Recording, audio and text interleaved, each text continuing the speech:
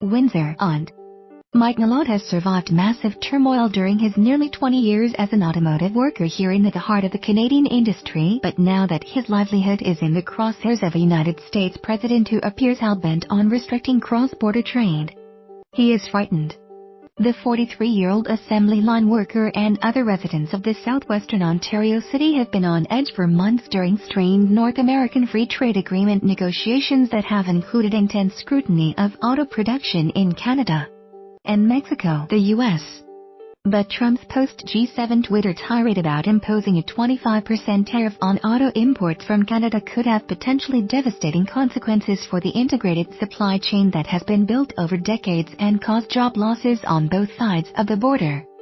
Some fear the penalties could drive the city's auto plants, including the Fiat Chrysler automotive factory where Nalot has spent the majority of his career, out of Windsor and the country altogether.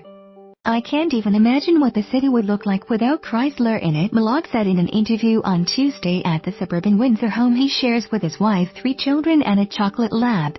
"This city would become a ghost town." Nalot is one of the roughly 6,000 people employed at the assembly plant, the largest manufacturing workplace in Canada, according to a 2017 report from the Automotive Policy Research Centre at McMaster University in Hamilton.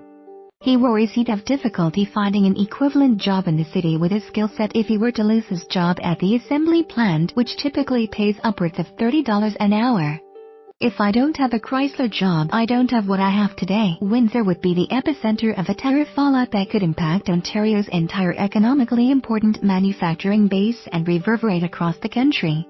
Canada's auto sector, the country's leading exporter, delivers roughly $80 billion in economic activity annually. It employs some 500,000 Canadians through direct and indirect jobs. The city has long been synonymous with the auto industry. During the early 20th century, Ford, General Motors and Chrysler all had operations here.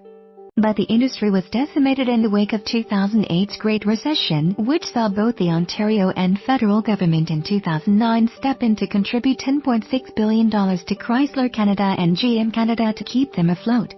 GM closed its remaining manufacturing plant in Windsor in 2010, ending its 90-year relationship in the city. Ford still has 2 engine plants in the Windsor and Essex area, employing roughly 2,330 people between them, far from the as many as 6 plants the automaker had at one point. Posted outside of the FCA Windsor assembly plant is a sign that reads "Made," but the city still wears its automotive credentials with pride. Windsor proud. The sector's health, however, remains heavily reliant on the United States. Chrysler Pacifica. Here, right. Canada exported some $63 billion worth of automobiles in 2016, 96% of which was to the U.S., according to Statistics Canada and the U.S. Census Bureau. On top of that, the country exported roughly $21 billion in auto parts in 2016, 90% of which was shipped south of the border, according to the APRC.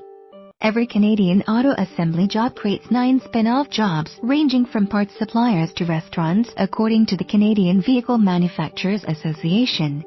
The automotive industry and the ancillary businesses are still the bread and butter of Windsor, but the city has been making efforts to diversify into other industries and skills in areas such as information technology. "Nothing changes quickly, but we're committed to diversification," he said Mayor Drew Dilkins.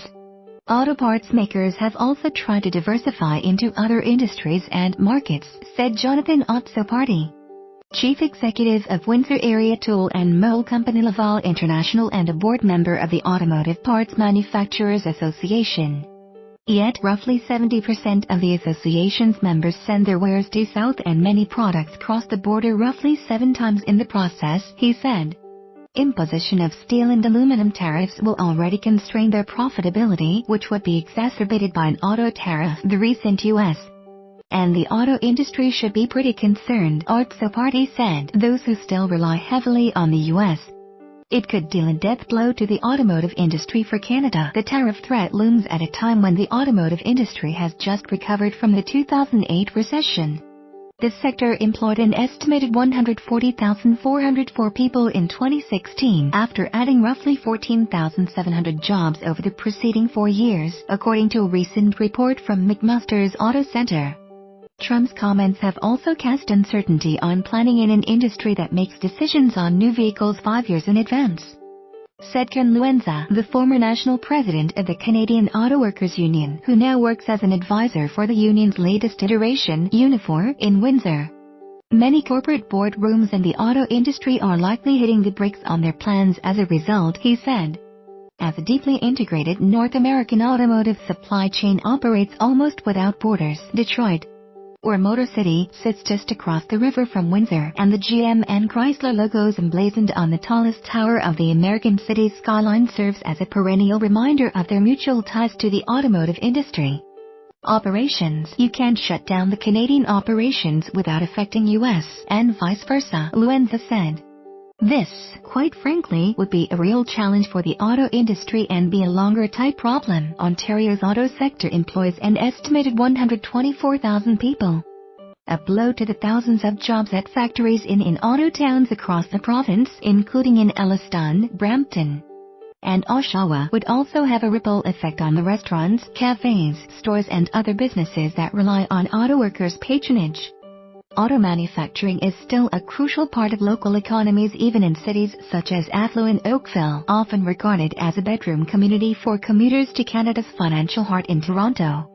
In an industrial section of the Tony Greater Toronto Area community, dozens of 18-wheelers pass through the gates of the Ford Assembly Complex, which employs about 4,600 people on Tuesday morning. The planned staff parking lot was packed with the same types of Fords and Lincolns pieced together by workers at the plant. Peter Giannopoulos, owner of the nearby Sunlight Grill, is one of the entrepreneurs operating in a nearby plaza who is praying that Ford stays in the area. We get a lot of Ford traffic here. The thousands of workers it employs are a boon for his business.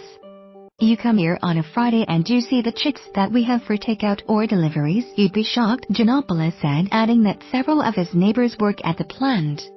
Even though Oakville has its rich side, there's a lot of middle-class people here who have been working at Ford 20 or 30 years. Back in Windsor, a stone's throw away from the FCA plant, the Penalty Box restaurant is filled with diners. The auto workers' breaks, at less than 30 minutes, don't offer enough time to stop in for a sit-down meal, but they come on their downtime, said the restaurant's owner, Van Iforos. The plant means a lot to us here. Everyone in town profits from them being here. At just 14 years old, Windsor auto worker Mike Malotte's daughter Jada is already concerned about her economic future in a hometown where generations have relied on the auto sector. I'm scared I'm going to have to leave my city to find work, she said. That's my biggest fear, with files from Peter Coffin in Oakville.